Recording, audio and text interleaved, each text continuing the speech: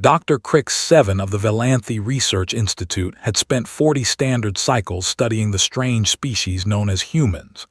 She had watched them build cities, wage wars, create art, and destroy worlds.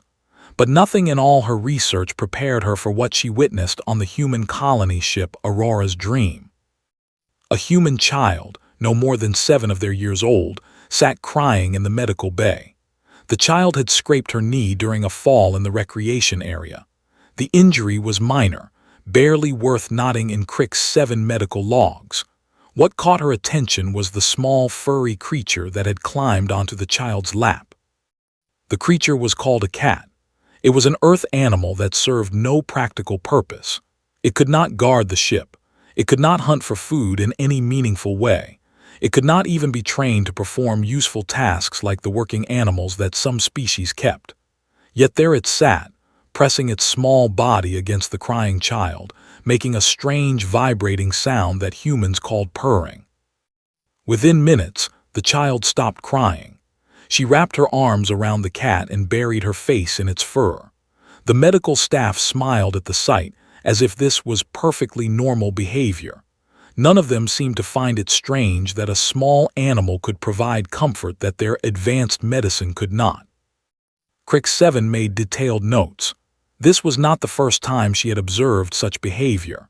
Humans kept many animals close to them: dogs, cats, birds, fish, reptiles, and creatures from dozens of colony worlds. They called these animals pets, and they treated them with a level of care that baffled every species in the Galactic Council. The Velanthe people had no such custom. Animals were tools or food or threats. The idea of keeping one simply for companionship seemed wasteful at best and foolish at worst.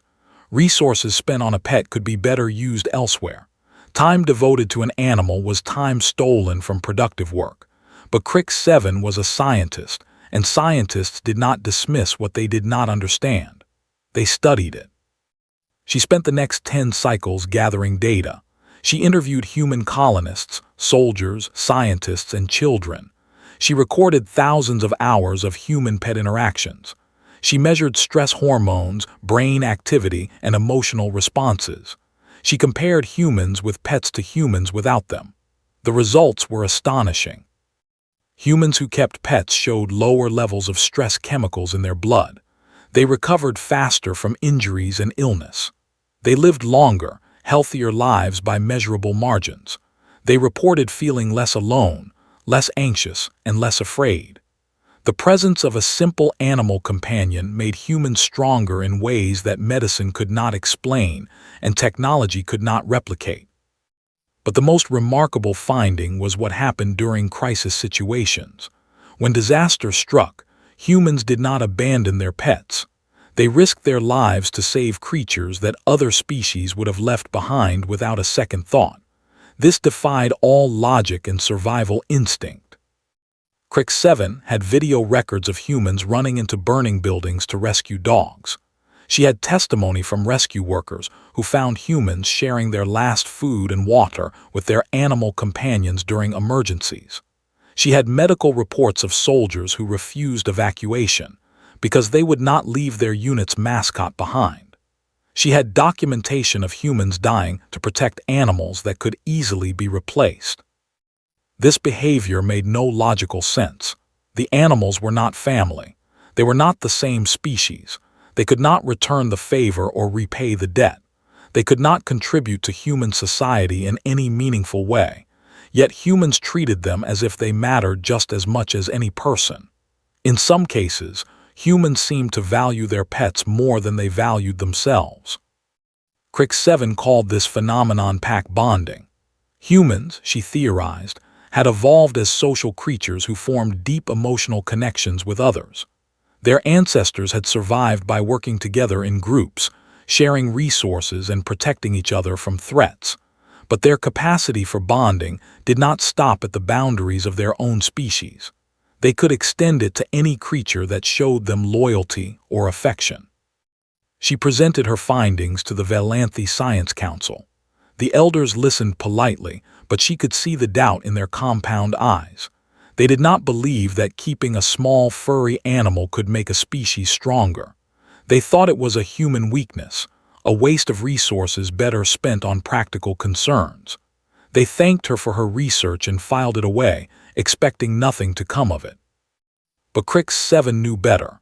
She had seen what pack bonding could do. She had watched humans draw strength from their animal companions in ways that defied measurement, and she wondered what would happen if other species learned to do the same. The opportunity to test her theory came sooner than she expected. The Galactic Council announced a joint research mission to the newly discovered planet Verdant 7. The mission would include members of 12 different species, living and working together for 3 standard years. It would be the largest interspecies cooperation project in galactic history. Crix 7 requested permission to join the mission as a behavioral researcher. She wanted to study how different species interacted with each other under stress, but secretly, she had another goal. She wanted to introduce the concept of pet keeping to the other species and see what happened. The research station on Verdant 7 was a marvel of cooperative engineering. Each species had contributed their best technology to create a habitat that could support all 12 kinds of life. There were climate-controlled zones for beings who needed different temperatures. There were specialized atmospheres for beings who breathed different gases. There were food production systems for every dietary need, from the carnivores to the photosynthetics. Crix 7 arrived with her research equipment and one additional item that raised many questions. It was a small container holding a creature called a tribble. She had acquired it from a human trader who claimed it was the perfect starter pet.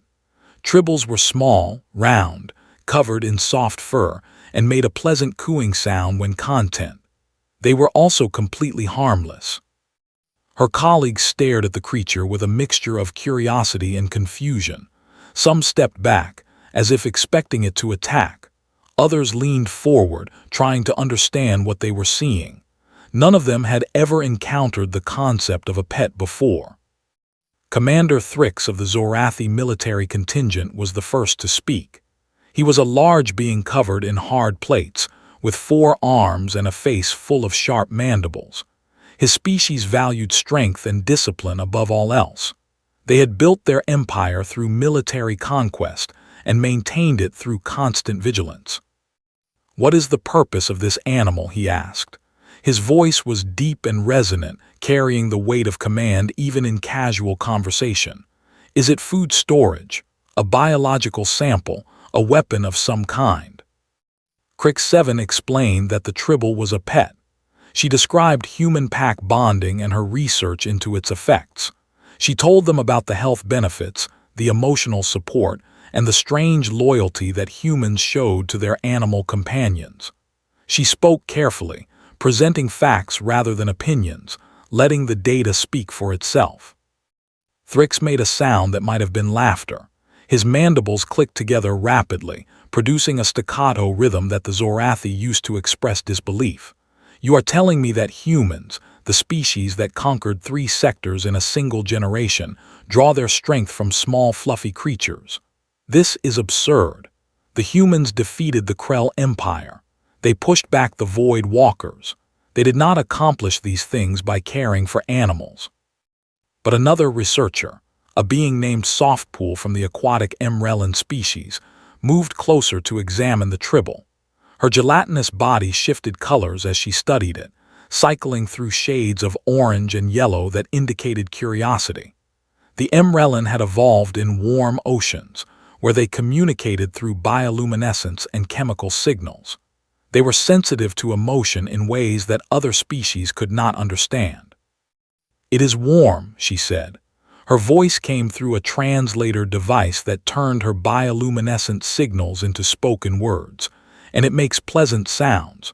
I find myself curious about what it feels like to touch it." Crix 7 held out the tribble. Softpool extended a pseudopod and gently stroked the creature's fur. The tribble cooed happily and pressed against her touch, leaning into the contact as if seeking more. Something changed in Softpool's coloring. She shifted through shades of blue and green that Crix 7 translator identified as surprise and pleasure. "This is strange," Softpool said. "I feel a sensation that I cannot name. It is as if the creature appreciates my attention, as if my touch matters to it in some way." "That is the beginning of pack bonding," Crix7 explained. "The creature responds to your care, and that response triggers something in your brain. You want to continue caring for it because doing so makes you feel good. The relationship becomes mutually beneficial. You gain emotional comfort, and the creature gains protection and sustenance." Thrix watched this exchange with obvious skepticism, but Crix7 noticed that his mandibles had stopped clicking.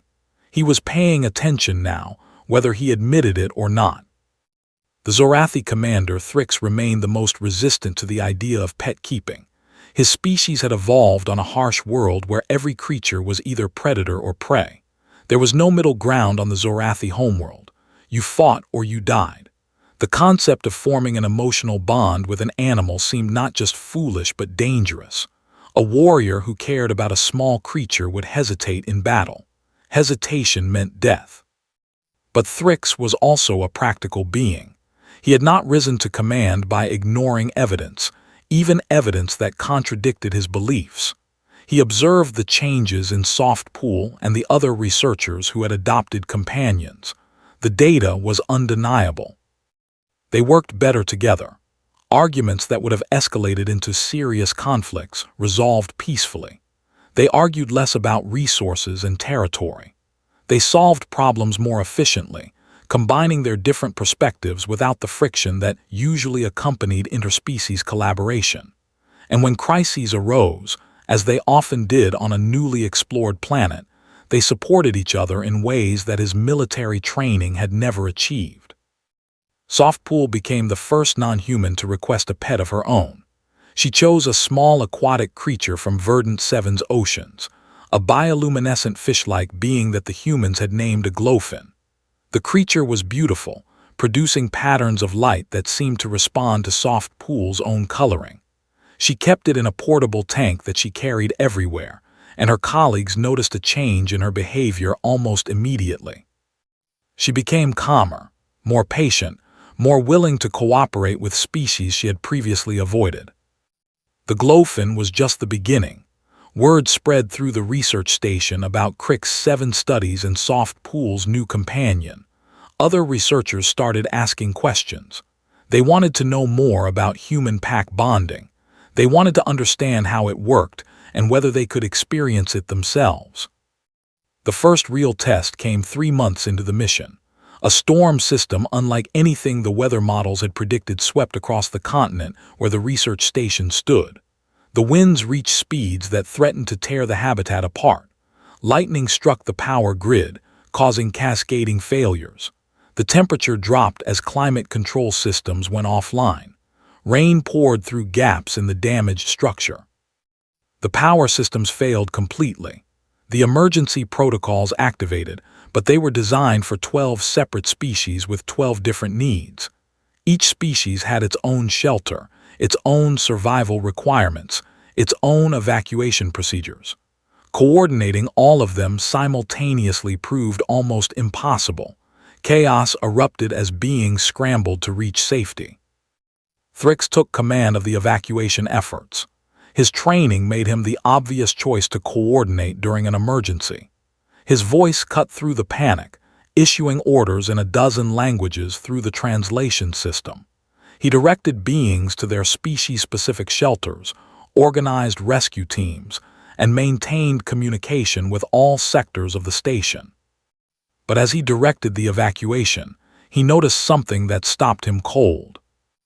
A human researcher named Dr. Sarah Chen was running in the wrong direction. Instead of heading to the human shelter in the eastern module, she was moving toward the animal habitats in the western wing. This section of the station housed the collection of Verdant 7 specimens and the various pets that researchers had adopted over the past months. Thrix intercepted her with one of his 4 arms, blocking her path. "Where are you going?" he demanded. "The shelters are the other way. You must follow the evacuation protocols." "The animals will die if we leave them," Sarah said. Her face showed the human expression of determination.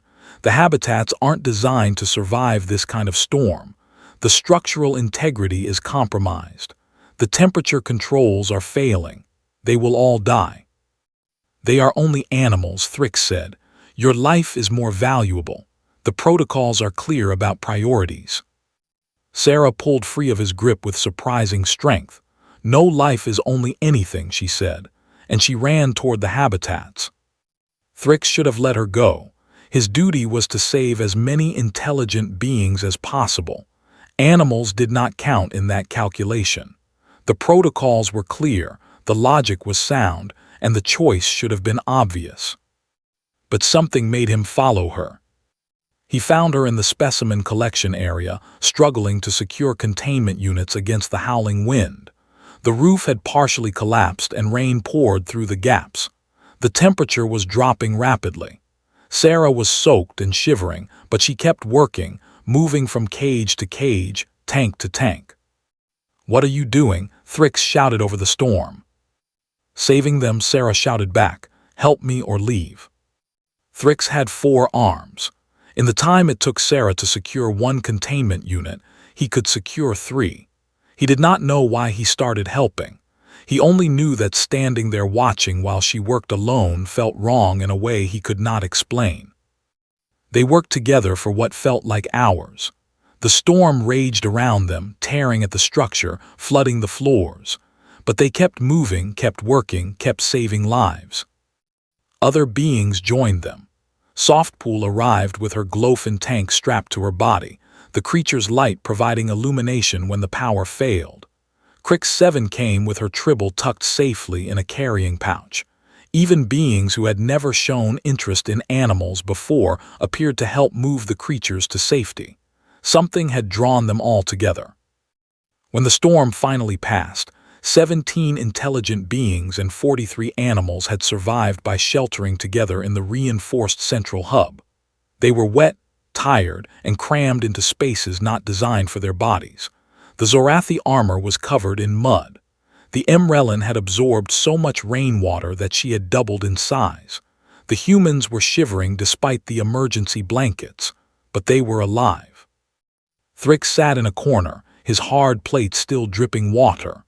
On his lap, pressed against his thorax, was a small furry creature that he had grabbed during the evacuation without thinking. It was one of the tribbles, an offspring of Crix 7 original specimen. It had been chirping in terror during the storm, and Thrix had picked it up simply to silence it. But now it was quiet. It had pressed itself against his warmest plate and fallen asleep. The gentle vibration of its breathing was strangely soothing. Its small body rose and fell in a rhythm that seemed to match his own heartbeat. Crix 7 noticed and moved closer. She said nothing at first, but her compound eyes showed what might have been amusement. "Do not say anything," Thrix warned. "I was not going to," Crix 7 replied, "but I believe that tribble has chosen you as its companion." Thrix looked down at the sleeping creature. It was small and helpless and completely useless in any practical sense. It could not fight. It could not stand guard. It could not do anything except eat and make sounds. By every measure his culture valued, it was worthless. But it had trusted him during the storm. It had sought safety against his body, and protecting it had made him feel something he had never felt before. Not weakness, as he had expected. Something else entirely. "What do I do with it now?" he asked. "You take care of it," Crix 7 said, "and you let it take care of you." Thrix did not understand what that meant, but he did not put the tribble down either. He named it Small Warrior. News of the storm and the collaborative rescue effort spread through the Galactic Council. Observers noted that the Verdant 7 mission had achieved something unprecedented. 12 species that had historically struggled to work together had united to save not just their own kind, but the animals they had adopted. The behavioral data was remarkable. Crix 7 research paper became the most downloaded scientific document in galactic history.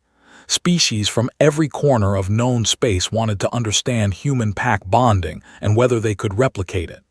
Pet keeping, once dismissed as a human oddity, became a subject of serious study. Universities established new departments. Governments funded research initiatives. The first wave of change came from the merchant species. The Preloni traders, always looking for new markets, saw an opportunity. They began capturing and breeding creatures from hundreds of worlds, selling them as companion animals to species that had never considered such a purchase before. The results were mixed at first. Some species adapted quickly to pet keeping, forming bonds that transformed their societies. Others struggled to understand the concept, treating their new companions as status symbols or curiosities rather than partners. A few had disasters when they chose companions that were not suited to their biology or culture. But the successes were remarkable. The crystalline Veth, beings of living mineral who communicated through vibrations, discovered that certain silicon-based life forms could resonate with their frequencies. These creatures produced vibrations that complemented the Veth's own communication patterns. Keeping them made the Veth calmer and more creative. Their art and music flourished as never before.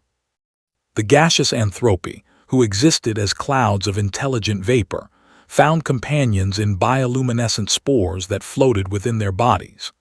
The spores responded to the anthropy's emotional states, glowing brighter when their hosts were happy and dimming when they were sad. For the first time in recorded history, other species could tell how an anthropy was feeling just by looking at them. Even the Zorathi began experimenting with pet keeping. Warriors who adopted companions found that caring for another creature did not make them weak, as their culture had always assumed. Instead, it gave them something to protect, and that protective instinct made them fight harder. Zorathi military units with mascots performed better than those without. Thrix returned from the Verdant 7 mission as an unlikely advocate for the practice. His tribal, small warrior accompanied him everywhere. Other Zorathi officers mocked him at first. They called him soft and questioned his dedication to warrior values. But when Thrix challenged them to combat trials and won every match, the mockery stopped. He fought with a ferocity that surprised even veterans who had known him for decades. "You fight differently now," one of his rivals admitted after a particularly decisive defeat. "You are more focused, more aggressive. Why?" "Because I have something to lose," Thrix replied, "and something waiting for me when the battle is done." The rival did not understand at first, but within a year he had adopted a pet of his own. Crix 7 watched the changes sweep across the galaxy with a mixture of pride and concern. She had wanted to study human-pack bonding, not transform galactic civilization. But that was exactly what was happening. Her research had sparked a revolution. The pet trade became one of the largest industries in known space. Ships traveled to remote worlds specifically to find new species that might make suitable companions. Genetic engineers developed creatures designed to appeal to specific client species. There were pets for beings who lived in fire and pets for beings who lived in ice. Pets for predators and pets for prey. Pets for the massive and pets for the microscopic. Not all of this development was positive. Some traders were unethical. They sold sick animals or creatures that could not survive in their new environments, or species that were too dangerous to keep safely. Scandals erupted. Regulations were demanded. The Galactic Council formed a new department specifically to oversee the companion animal industry. But the core insight that Crix 7 had discovered remained true. Beings who formed emotional bonds with other creatures became better versions of themselves. They were healthier, happier, and more capable of working with others. Pack bonding was not a human weakness. It was a human strength, and it could be shared. The true test of this theory came 5 years after the Verdant 7 mission. A crisis emerged that threatened the entire galactic community. The Swarm, a vast collective of mindless creatures that consumed everything in their path, appeared at the edge of known space. They had destroyed 3 species already and showed no signs of stopping. The Galactic Council mobilized every fleet, every army, every weapon they possessed. The greatest military powers in known space united against a common threat, but the military commanders knew the truth. They were outmatched. The swarm was too numerous, too adaptable, too relentless. Traditional warfare could slow them but not stop them. It was a human diplomat who suggested the unconventional solution. Her name was Ambassador Catherine Wells, and she had brought her dog, a golden retriever named Max, to the emergency session. The swarm responds to stimuli, she said. They move toward threats and away from anything that might harm them, but they have never encountered something that wants to bond with them rather than fight them. The other diplomats stared at her in confusion. Ambassador Wells explained. Humans had discovered long ago that domestication could transform dangerous animals into loyal companions. Wolves became dogs through thousands of years of patient relationship building. Wild cats became house cats. Even creatures that seemed impossibly hostile could be changed if approached with patience and care. What if we tried to domesticate the swarm? The idea was dismissed as insane. The swarm was not an animal. It was a cosmic catastrophe. You could not befriend a hurricane or adopt a plague. But Crix 7 was at that session, and she remembered her research. She remembered the tribble that had calmed Commander Thrix. She remembered Softpool and her glowfin. She remembered all the species that had learned to form bonds with creatures they once considered beneath their notice. Pack bonding was not about size or intelligence or threat level. It was about connection, about finding something to care for and letting that care change you. I think the ambassador may be right, Crix 7 said. The chamber fell silent. All eyes turned to her. The swarm is a collective, she continued. It has no central mind, no leader, no individual identity. But it responds to its environment. It adapts and changes based on what it encounters. What if we could trigger an adaptation that made it less hostile? How would we even begin such a project? A Zorathi admiral demanded. We start small, Crix 7 said. We find a single swarm creature. We separate it from the collective, and we try to bond with it. The project was called Operation Genesis. It brought together experts from every species in the Galactic Council. Capturing a single swarm creature proved almost impossible. The entities did not exist as individuals. They were cells in a vast organism, connected by bonds that no one fully understood. Separating one was like cutting a finger from a hand and expecting it to survive. But humans had experience with this kind of challenge. They had domesticated hive creatures before. Bees, ants, termites. The key was not to separate an individual completely, but to create a new relationship that could coexist with the old one. Dr. Sarah Chen led the bonding team.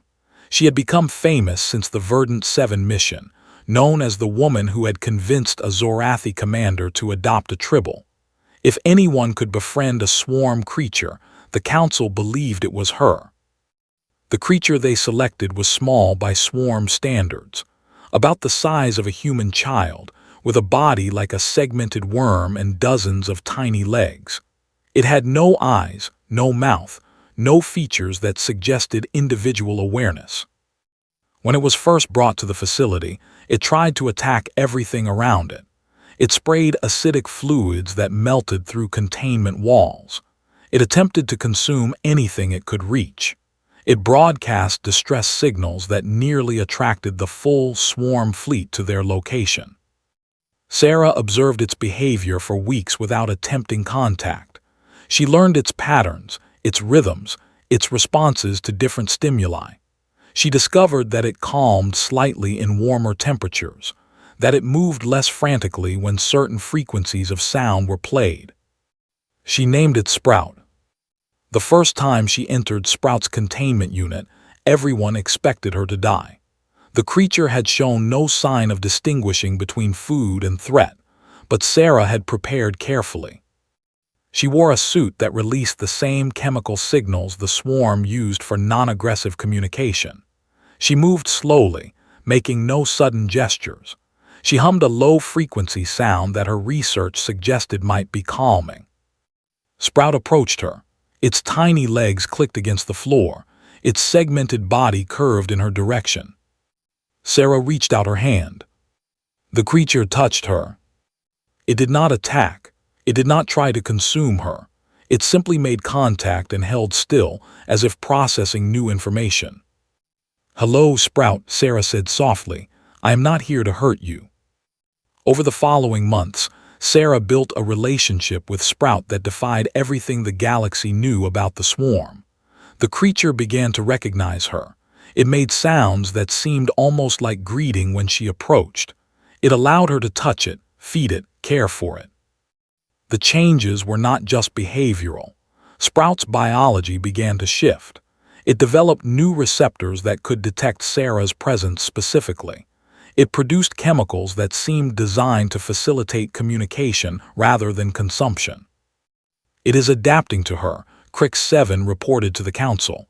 "It is becoming something new. Not fully swarm, but not completely separate either." Sarah proposed releasing Sprout back to the collective. Sprout would carry with it the memories of its time with Sarah, the adaptations it had developed, the new capacity for non-hostile connection. And alongside those changes, it would carry something else. A gift. Sarah had spent years collecting specimens from every species in the Galactic Council. Tiny creatures, harmless organisms, samples of life from across known space. Creatures that had evolved to form bonds with other beings. She loaded these samples into Sprout's containment unit, tribbles from Earth, glowfins from Verdant 7, resonance crystals from Veth space, companion spores from Anthropy territory, dozens of species, each one capable of forming an emotional connection with whatever encountered it. "You are going to give the swarm pets," Commander Thrix said. He had joined the project as a military advisor, small warrior still perched on his shoulder. "I am going to give the swarm something to care about," Sarah replied. "Something besides consumption and expansion. Something that might make them want to protect rather than destroy." Thrix considered this. "It is a strange strategy," he said finally, "but no stranger than a Zorathi warrior carrying a tribble into battle." Sarah smiled. "Strange works." They released Sprout.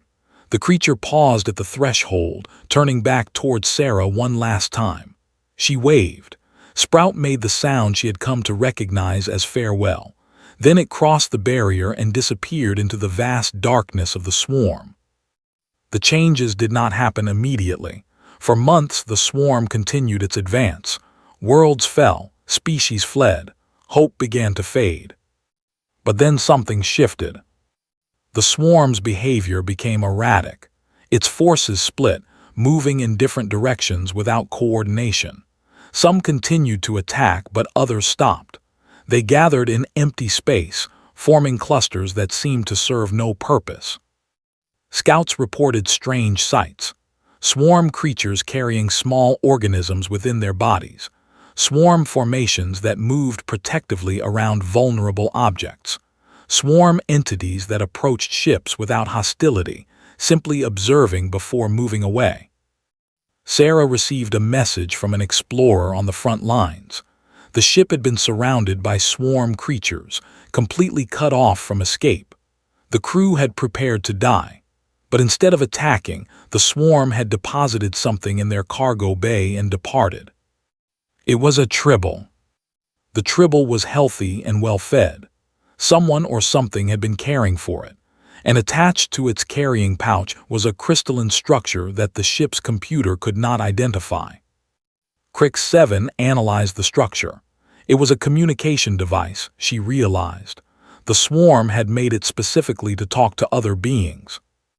The message it contained was simple. Just a few concepts, barely more than images and emotions, but the meaning was clear. Protect, care, want. The swarm wanted pets. The galaxy responded. Every species that had learned pack bonding from human example now contributed to the effort. They sent animals, plants, and organisms of every kind to swarm territory. They established exchange programs where swarm creatures could interact with companions without violence. It was not peace, not exactly. The swarm was too vast and too alien for true understanding, but it was coexistence. The swarm stopped its expansion. It began cultivating the creatures it had received, spreading them through its collective, caring for them in ways that no one had thought possible. And in return, the swarm offered something no one expected. It began sharing its own creatures with the galaxy, beings that had evolved within the collective, organisms adapted to survive in the harshest conditions known, creatures that could form bonds with any species, any biology, any form of life. The galaxy's greatest threat became its most unusual trading partner. Crix 7 lived long enough to see her research transform from a scientific curiosity into the foundation of a new galactic order. She witnessed species that had been enemies for millennia find common ground through their shared love of companion creatures. She watched the swarm, once a mindless destroyer, become something closer to a vast and strange neighbor. On the day she retired from active research, she returned to Earth. She found Dr. Sarah Chen in a park near the old Research Institute. Sarah was older now, her hair gray and her movements slower, but she still had Max by her side, or rather Max the Seventh, a descendant of her original companion. "I wanted to thank you," Crix 7 said, "for what you did with the swarm, for teaching us all what pack bonding could become." Sarah smiled and scratched behind Max's ears. "I did not teach anyone anything," she said. "I just showed people what was already in them, the capacity to care about beings different from themselves. Humans did not invent that. We just practiced it more openly." Crix 7 considered this. Around them, the park was full of beings from dozens of species, all accompanied by companion creatures of various kinds. A Zorathi warrior played with a small mammal from a distant world. An anthropy cloud drifted peacefully, glowing spores dancing within its form. A creature that looked like it might be swarm sat quietly beside a human child, both of them watching birds in a tree. "Do you think it will last?" Crix 7 asked. "This peace we have built." Sarah watched the child and the swarm creature.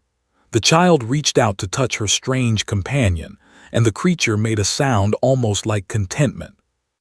"It will last as long as we remember what matters," Sarah said. "As long as we keep finding things to care about. As long as we teach our children and our pets, and even our enemies, that connection is worth more than conquest." Small Warrior the Third, a descendant of Thrix's original tribble, chirped from Crix 7's shoulder. The creature had chosen her, just as she had learned to choose it. "And if we forget?" Crix 7 asked. Sarah laughed. "Then we will find something small and soft and helpless, and it will remind us." She gestured toward the park, toward the galaxy beyond, toward all the beings who had learned to love creatures different from themselves. "That is what pets are for," she said. "They teach us how to care. And once you learn that lesson, you never really forget." Crix 7 stroked Small Warrior's fur and watched the sunset paint the sky in colors she had no names for. Somewhere out in the darkness, the swarm moved through space, no longer a threat but a presence. Strange and vast and utterly alien, but carrying within it something it had learned from a single human woman and her love for one small creature. Pack bonding had saved the galaxy, not with weapons or technology or strategic brilliance, just with the simple truth that caring about something made you stronger. The humans had known this all along. Now everyone did.